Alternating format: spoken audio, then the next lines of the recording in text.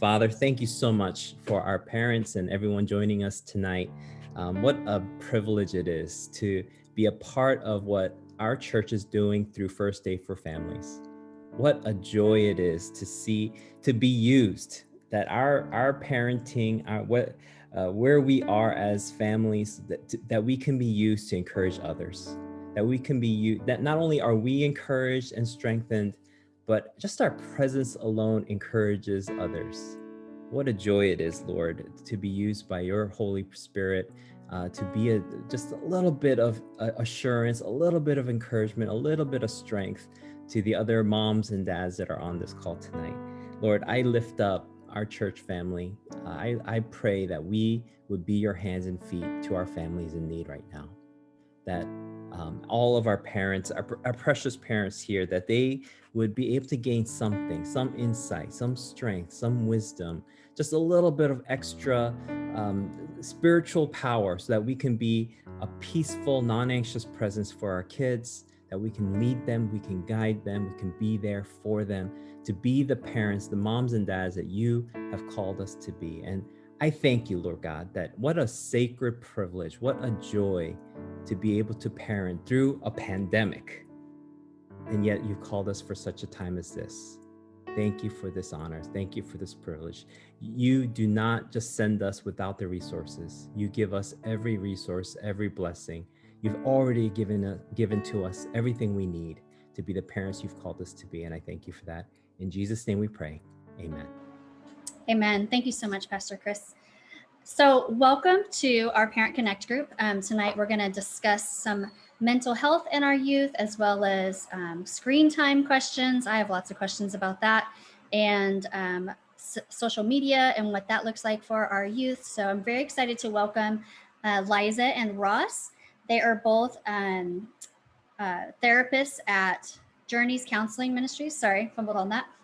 And Liza Gant actually also is on staff at Saddleback Church. She's the minister for Next Gen. She works with parents all the time. She's fabulous. So we are super lucky to have both of these people on our call tonight and answering our questions. So with that, let's get started. I'm going to turn it over to Liza, and she's going to introduce herself a little bit more, and then to Ross. Yes, thanks, Jeanette. We're so excited to be part of tonight. I have the privilege of, I've been on back for 15 years now, and to oversee a lot of different things in our Next Gen ministry, campus support. One of it is first aid for families. So it's been an honor and privilege to be part of that with Saddleback parents. Even tonight, got to deliver some meals in the Irvine over Orange County. But yeah, so that's what I do at the church. I'm also a licensed marriage and family therapy Journeys on the side whenever I have time for that. Have been married for 12 years to my husband, and we have 4 kiddos that range in age from 9 to 4. And then I love working with teenagers, as I've led life groups for the last, I don't even know, 15 years, I think, as well. So we're excited to be part of this, about some really tough, very practical things. And then Ross, can you introduce yourself to us? Sure. Good evening, guys. I'm excited to be here as well. I work with Liza here at Journeys Counseling Ministry. I am a licensed marriage and family therapist. I have been at Journeys for about 7 years now. In addition to working at Journeys, I work at a school that's a non-public school, which is Olive Crest Academy, which is behaviorally based kindergarten through 12th grade. And so we have a lot of learning disabilities, special needs, as well as moderate to severe behavioral challenges. So I'm in my 6th year at that school. The first 4 years was a therapist there, and now I'm the clinical supervisor for the therapeutic department. So see a lot of adolescents and teens. I'm excited to be here and to talk to you guys, because as I was reviewing some of the questions last night, I myself read some of them, like, those are good questions. And so I think it is very topical, and these are questions that I think we all have. And how do we facilitate discussion, and how do we work together to do the best we can for our children. Fantastic. Thank you so much for both of you guys being here and sharing your wisdom and your knowledge with us. We don't take it lightly. So let's just jump right in. The first few questions are mostly about screen time. So I assume between you and Liza, you'll just jump in and answer the question however you see fit. So the first question I have is, right now our kids are spending so much time at home, most of them. I know my child spends way more time on video games and screens, social media than before. So as parents, how do we keep a balance? But I mean, even better yet, what is a balance? Like, what does that look like now versus, pre-COVID or even before that?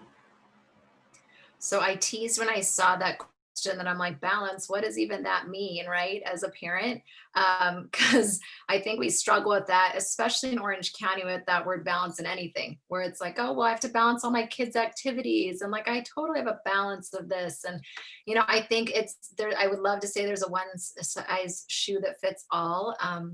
Because I think the reality though is that for a family that might be working full time and they cannot be present with their kids for 8 hours and they don't have access to childcare, it's going to look different, where their balance is going to be a little bit more. And it's not to say that, oh, they've earned it, but it's a practical reality of they may not have the ability to just be right there on screen. Whereas in others, if it's like, we have a stay-at-home parent, well, then to say, well, your kid is also going to be on screen for 8 hours, maybe like, okay, what exactly is going on and why, and understanding that. And I think that may be kind of the good question to unpack, which I know is kind of a next later question, is the why of like, well, why are they on the screen all the time? Now, of course, if the school is requiring it, then that's very different, but if it's, well, they wanted to play this video game and they had to beat the next level and it was 2 hours later, okay, like that might be a one-time exception, but I don't know if that's an every night, because we all know that every game has 200 levels to beat. So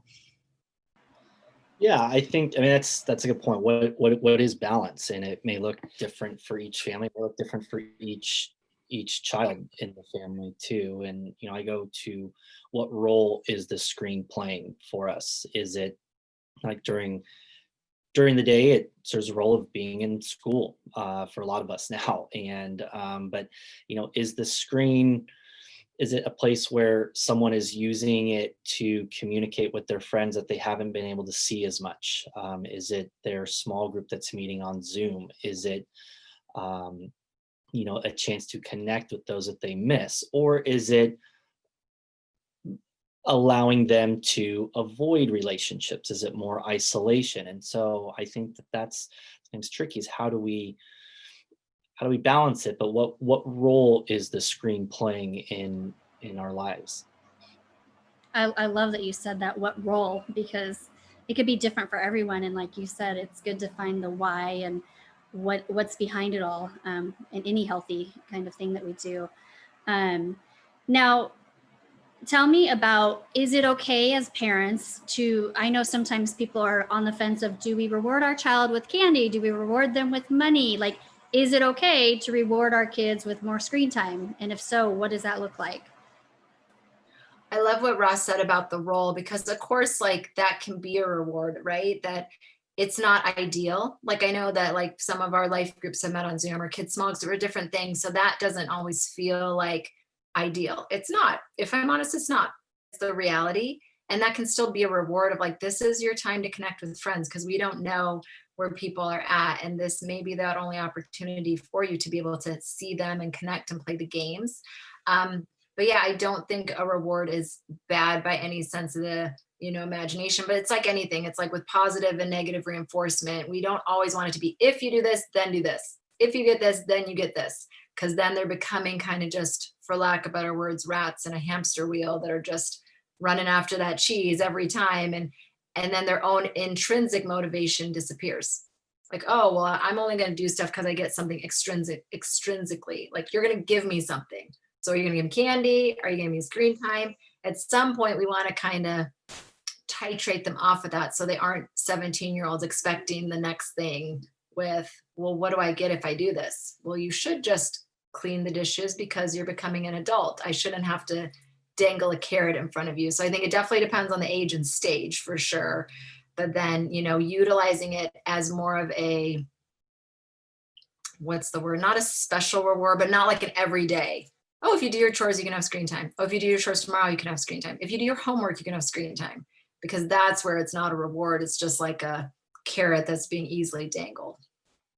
Yeah, I think one thing that comes up for me often is for our children, adolescents, and teens, it's always a power struggle, and especially as they get into that, the meat of the teenage years of 15, 16, 17, and they want to do things their way, and even if they know their way is wrong, they still want to do it their way, and sometimes it's just to prove a point.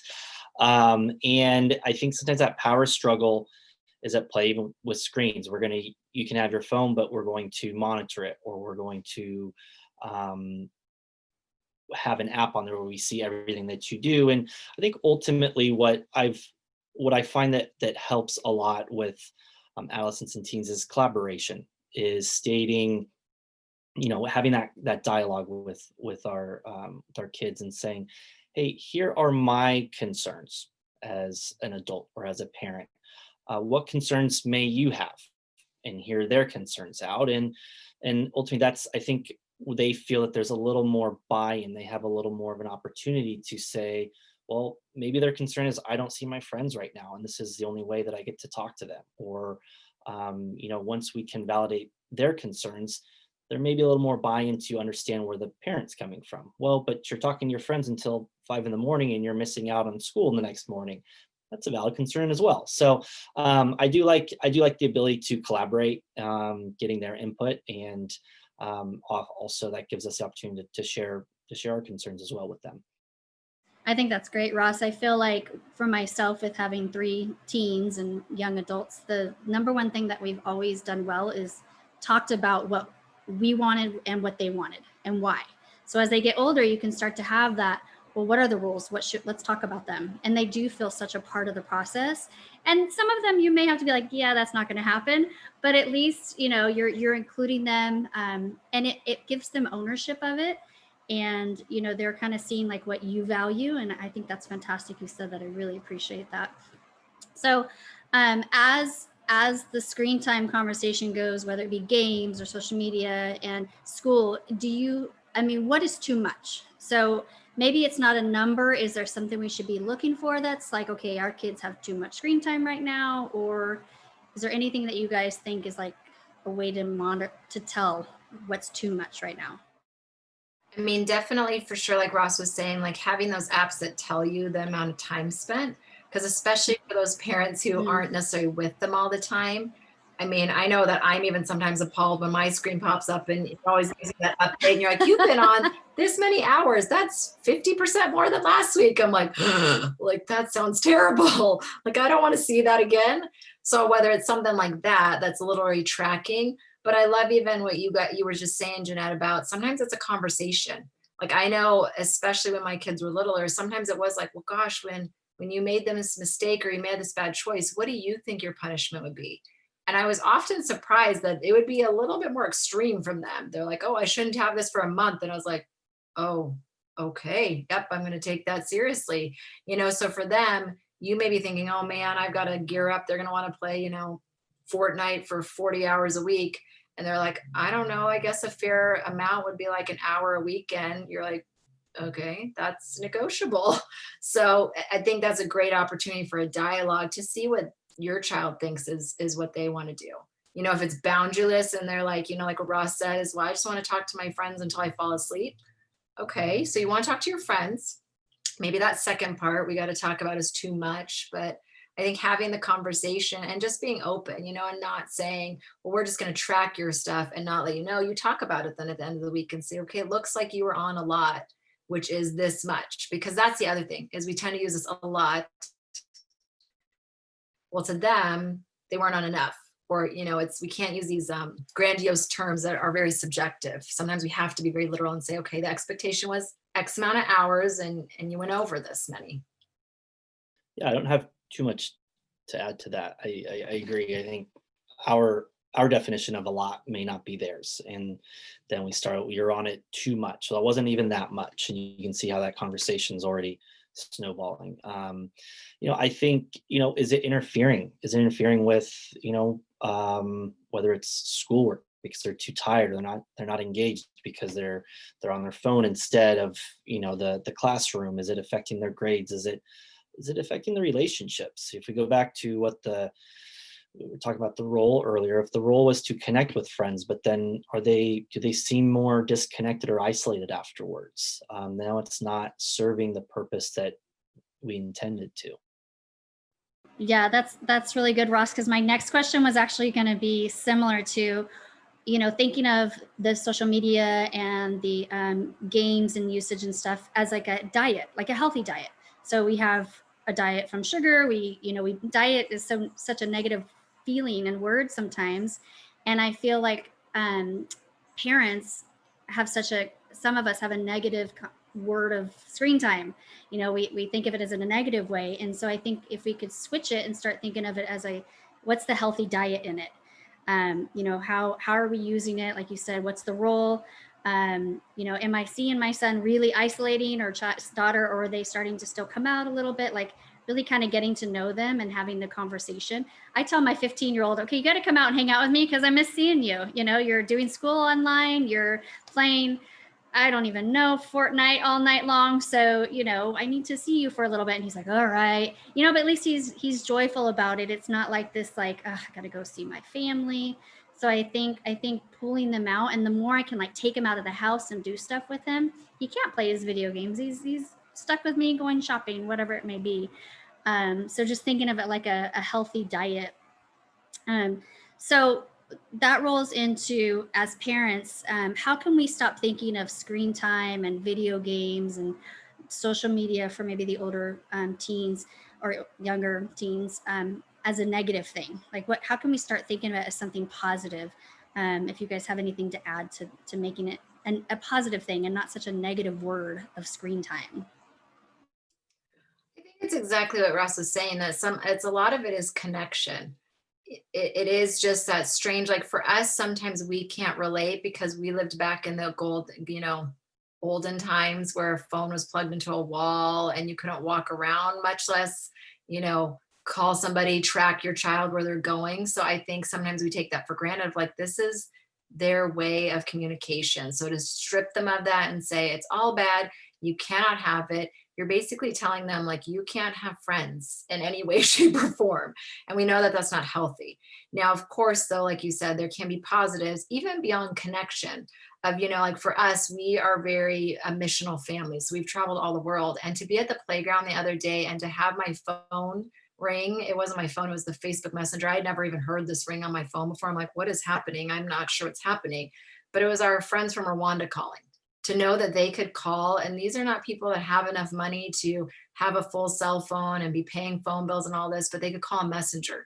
It was like, okay, that's a positive, that I can connect with people that I couldn't before, that there are ways to, be aware of what's going on in the world, with limits, of course, in a positive way. But there's definitely greater access with great boundaries when we put it on it that can be for the positive. Yeah, I think Liza nailed it. I think that, like we often say that, we're talking at the beginning about balance, but really how can we take something and it can be used for good, and it can also be used, for, not so healthy ways. And it's maybe we're going back to the beginning of finding that balance, but how do we emphasize it can be communication, it can be connection, it can be that socializing, and those are all good things.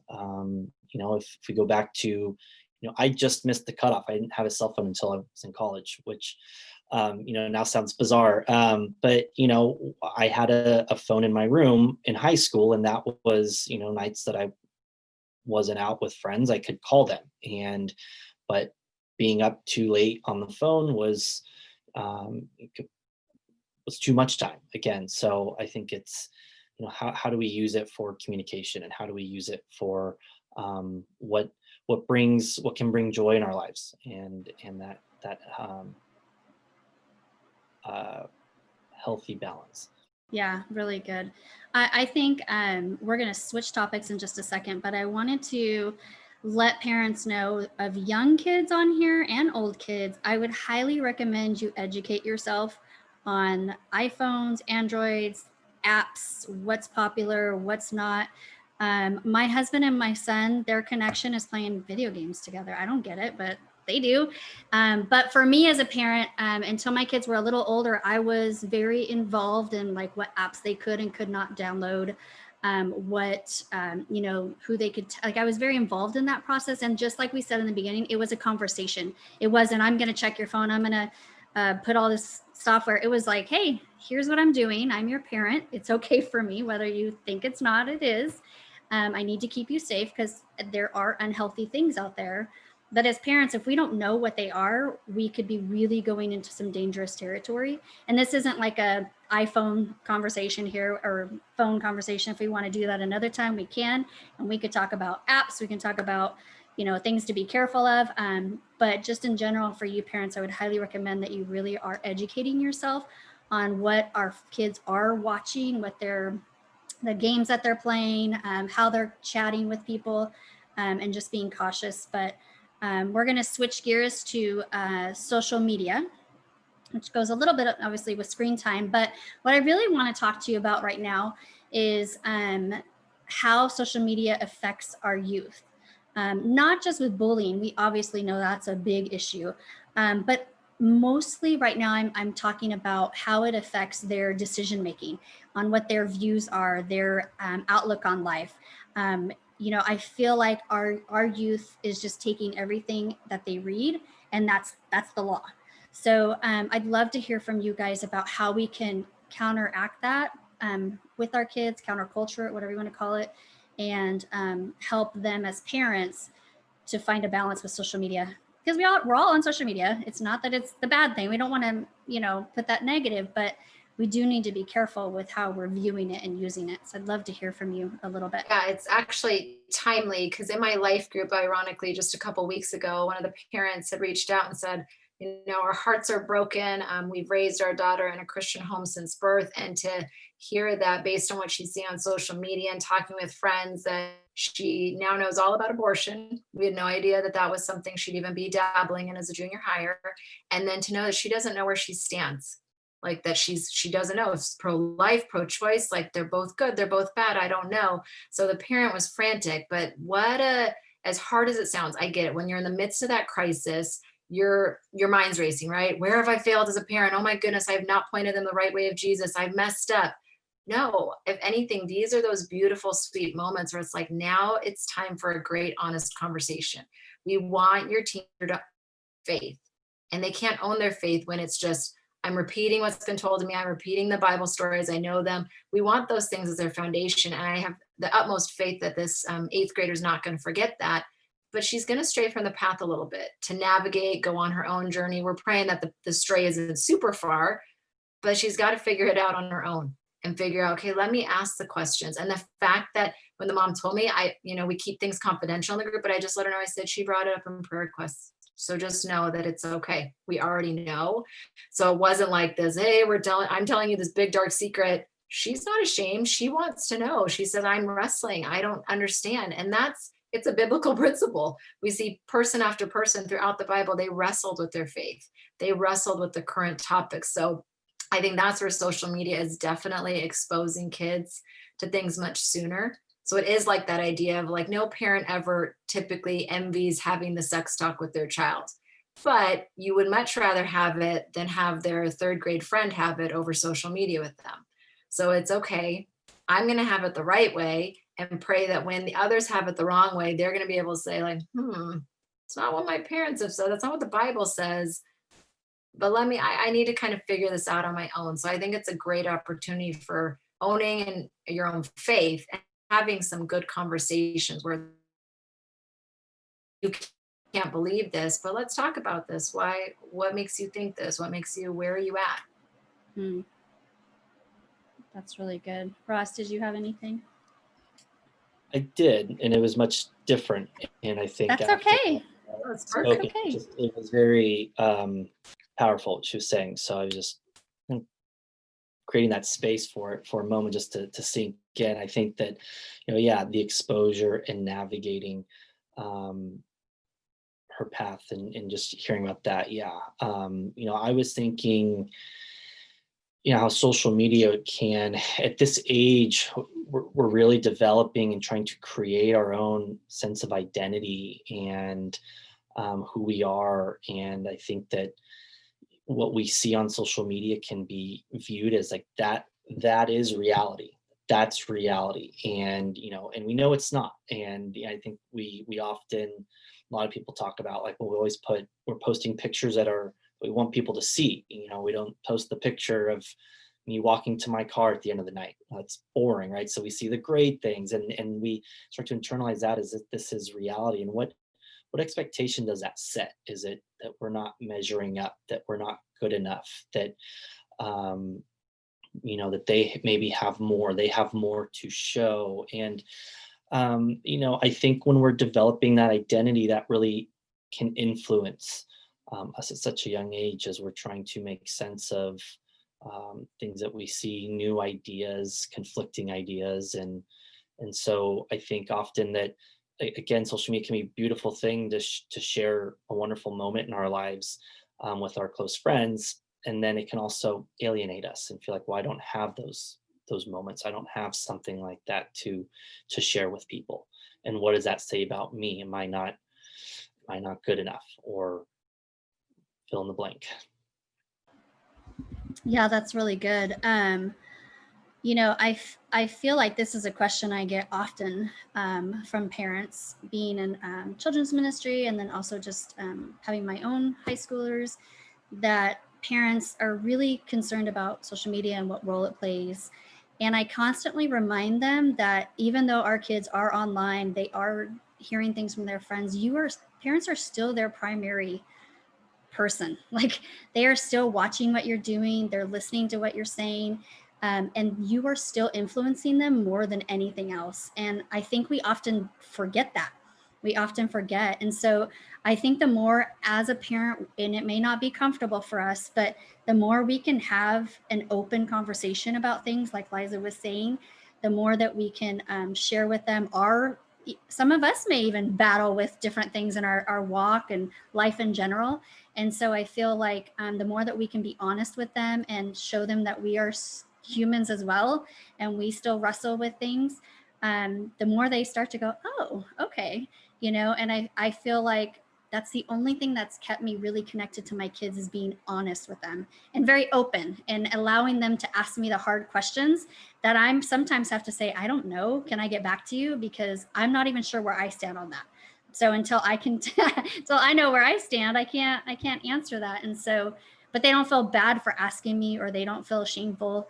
They feel, oh, okay, I can come to my parent. And I know that's not easy for everyone to be able to have that open relationship, or even if it's not a parent, just some trusting adult or some older person, like a life group leader, someone that they can come to and openly have those conversations. Because the good thing is that they're asking.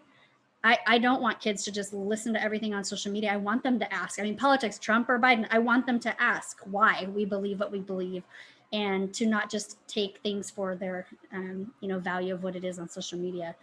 Really good points, you guys. Thank you so much. One thing too, like, well, on one hand, of course, social media and all this is highly addictive on one hand. You'll be surprised how many of your teenagers are actually tired of it themselves.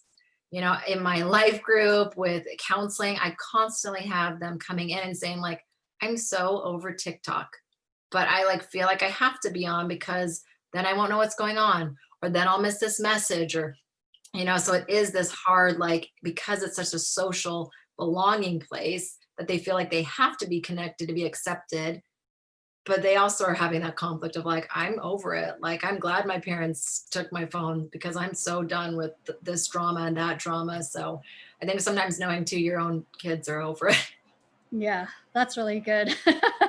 That's really true. I know many parents who have taken away social media, and there's a fight at first, but at some point, like anything, you just kind of forget about it. And then you're happy to not have it. I like Sandy. Oh, she put FOMO, fear of missing out for students. Very good. So parents, we're gonna, we have a couple more questions I'm gonna ask, but in the chat, you're welcome to send some questions you may have. And when I'm finished, Sandy's gonna take over and ask Ross and Liza some questions, depending on how much time we have. So we're gonna switch gears and talk about mental health. I know with social media, being online all the time, that kind of rolls into our kids' mental health. And often parents don't realize that at young ages, kids still can have problems, right? They can battle with depression, they can battle with issues. And sometimes we forget to acknowledge that our kids, we may be struggling with COVID and all the issues going on, but our kids are as well. And they're watching how we're reacting and how we're dealing with it. So I'd love to just spend a few minutes talking about mental health in our youth. The first thing I want to ask about is during this season of everything at home and COVID, I know some schools have gone back a few days, which is great for those families that have chose to do that. But how are we doing with their youth and mental health? Where are we at? Are there symptoms that we should be looking for as parents to know that our kids are healthy? Just talk to us a little bit openly about those issues, if you wouldn't mind. Ross, I'll let you go first this time. Okay. I think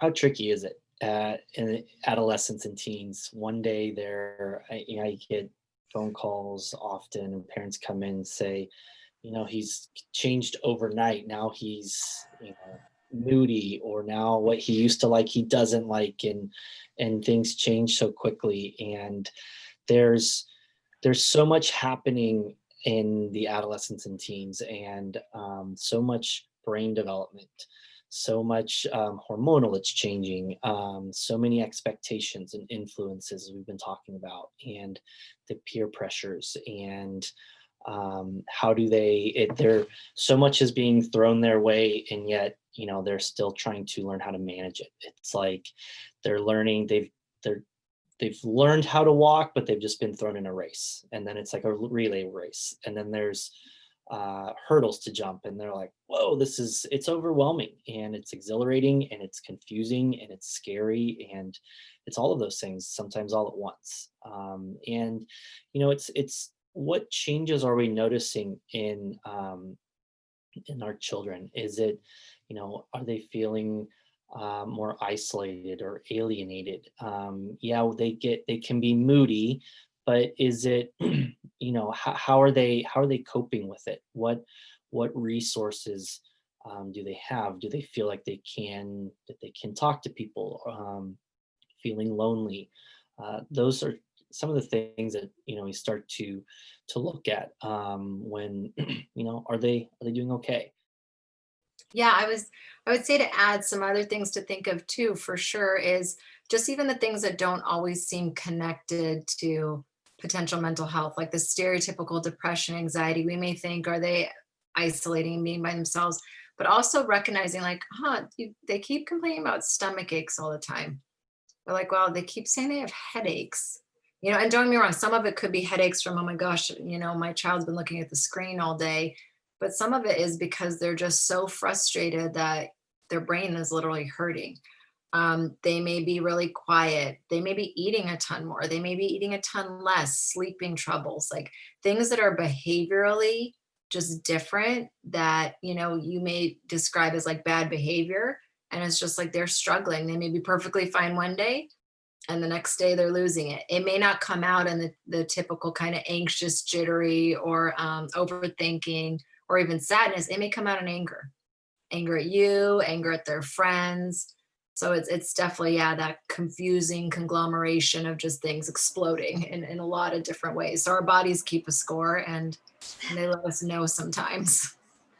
Yeah, that's so true. And I think, like the different ages, there's so many different changes, so it's like, sometimes you're a teen, you may be like, okay, are they okay? Or are they just hormonal? Like you said, like there's so many things. One day they're happy, the next day they're not. So I think sometimes as parents just kind of, checking in and just getting a kind of like a temperature of where they're at. And, and it never hurts, even if you think they're okay or not, and just have them talk to somebody, whether it be a therapist, or if they're in life group, just talking to somebody else. They may be like, oh, I am okay, or no, I'm really not.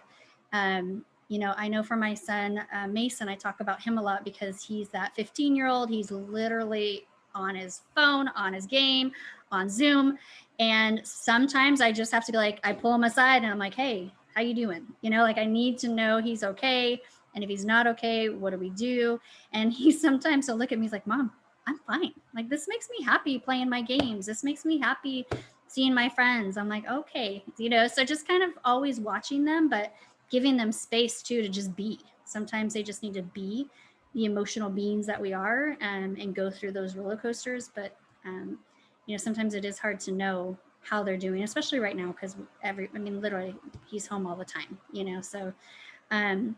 so let me ask you about what you guys think as therapists and as specialists, with kids are home.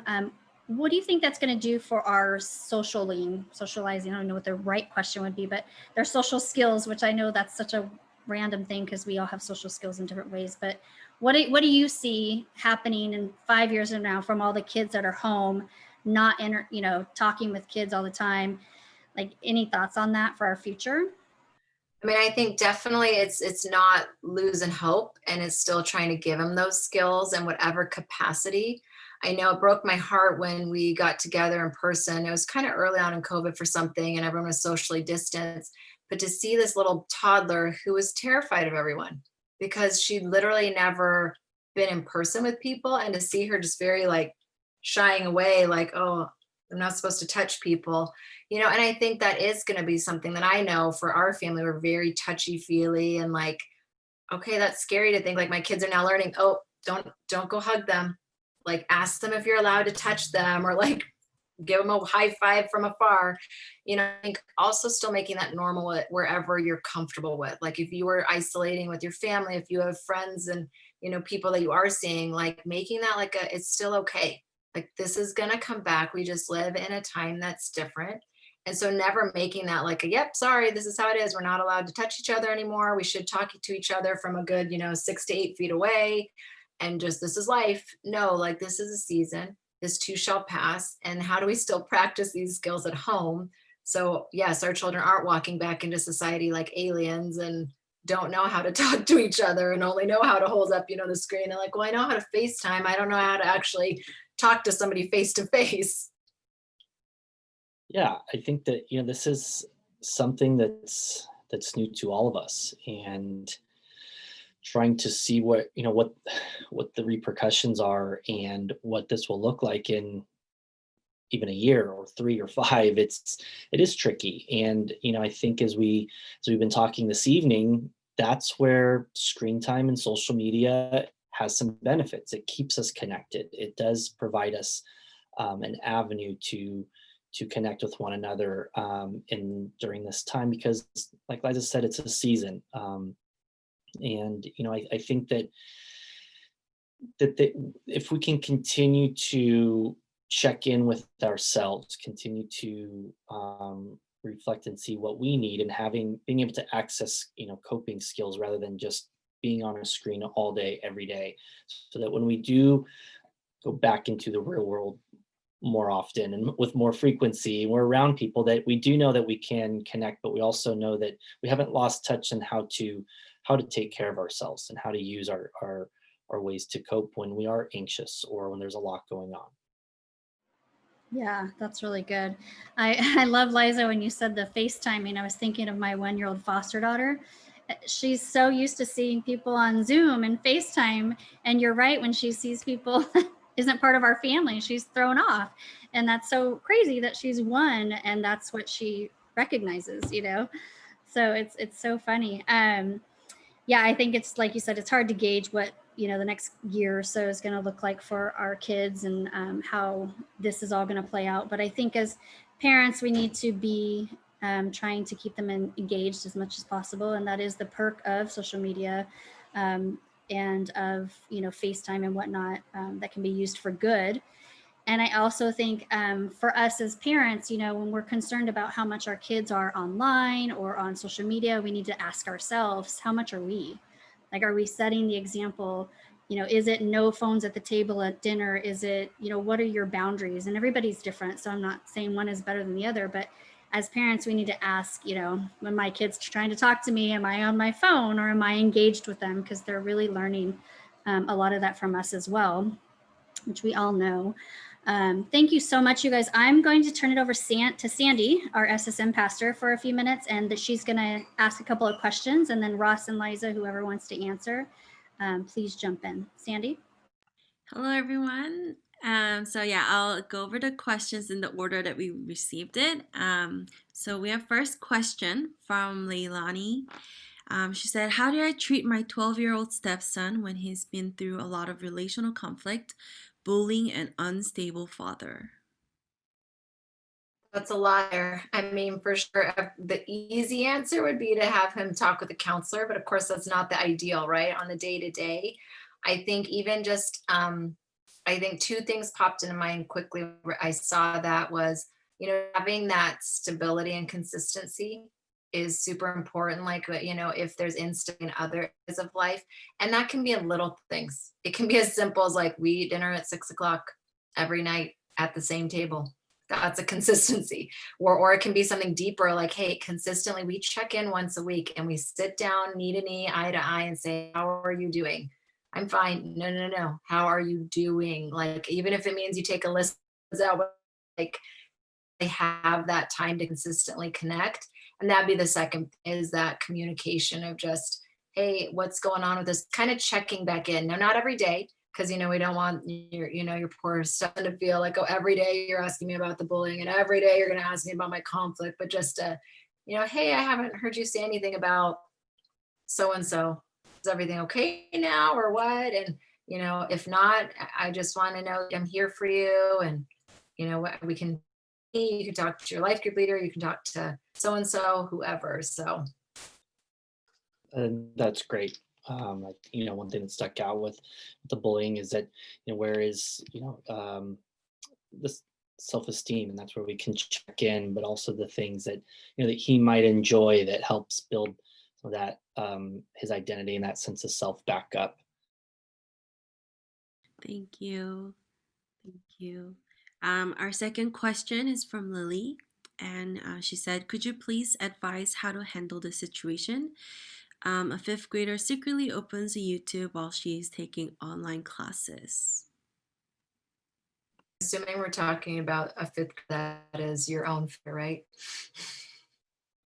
Or are we talking like, oh, you're in a class, somebody else's kid opened it? I think this is I don't think she's a teacher, if it's the same Lily I know.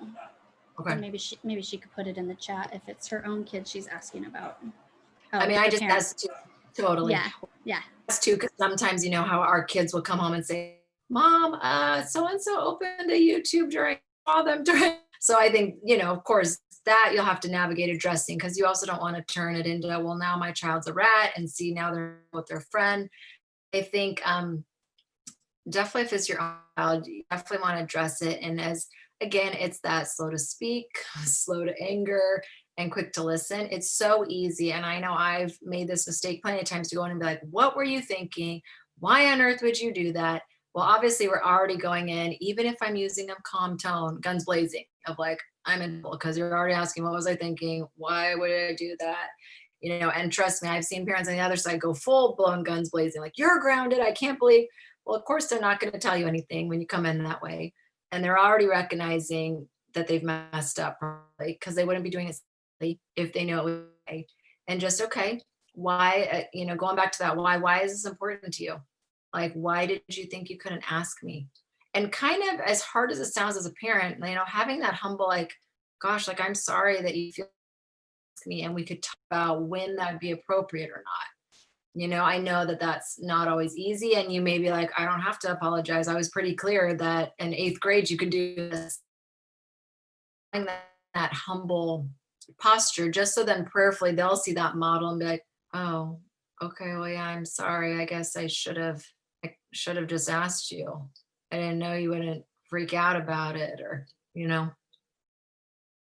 Yeah, and I think that's where that collaboration that we've been talking about is can be a real pivot from what we're used to. And I joke with a lot of my clients that come in, and it's, you know, the line of, you know, kids ask why. Well, why not? And the response will, because I said so, because I'm the adult. And how triggering that it can be for them. It's like, but you didn't tell me anything. You just told me that you're in charge and I have to follow your rules. And not that they don't have to, but I think that where that collaboration comes in, feels like we're giving up power. But, you know, if we think about it differently, we're not in a power struggle anymore. We're removing the power. We're having a conversation. That's where the relationship happens.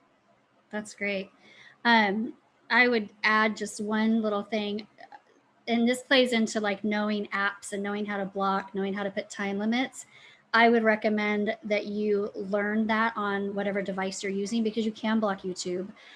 Because for me, like, it's really tempting. It's like that video you see where the toddler's like trying not to eat the cookie, right? And he's like sitting there and it's right in front of his face. Well, these kids are on Zoom all day long. I'm sure some of it is boring. I'm sure sometimes they're just like, oh, I just want to do something else. So either A, like they said, having that conversation of like, you know, and bringing them in. Okay, if you get to do, you know, school from this time, you can have YouTube at this time, you know, but if you're going to be on YouTube during school, well, there's your time. So, you know, kind of having that conversation, asking them, you know, their thoughts about it. But also, if it's your thing, is removing that temptation. My kids, their video games have to be in my room at night. Their phone comes in. I don't leave them with their phones in their room. That's just my thing. They don't have Snapchat. Like, I just have certain boundaries because that's what I feel is important. And to tell them not to do it, it's too tempting. They're going to possibly do it. So it helps to just alleviate some of that temptation. Really great question. Sandy, I think there's another one. Oh, yeah, we have a next question. The question is, as we teach our kids at home, do we discipline them as a teacher would and not as their parent? That is, I laugh because that is such a hard one, right? And we joke all those signs at the beginning of the year, like we need that sign in our yard that says best teacher of the year lives here. But I think the hard part is you're still their parent at the end of the day. You know, as much as I'd love to say, well, I'm going to put my teacher hat on right now, and then I'm going to be your teacher. Then I'm going to be your mom. Then I'm going to be your soccer coach. Then I'm going to be your this. I don't know if a 3-year-old can make those transitions, and definitely not a 17-year-old. They're like, you're still my parent. Like, so, you know, as we joke, you're not cool to them. You're just not cool to them. Whether you're not cool at the school dance, or you're not cool at this. But I say that as like, you don't want to, you know, well, now I'm disciplining you, but I would never do as a mom. You know, I think that the expectations need to be laid out. So like, I know most of the teachers have laid out kind of ground rules of like, you have to have your camera on, for example, or whatever, reviewing those with them and saying, okay, as I understand your teacher said, this is what's expected. So this is what I expect as you as their parent, because I support your teacher.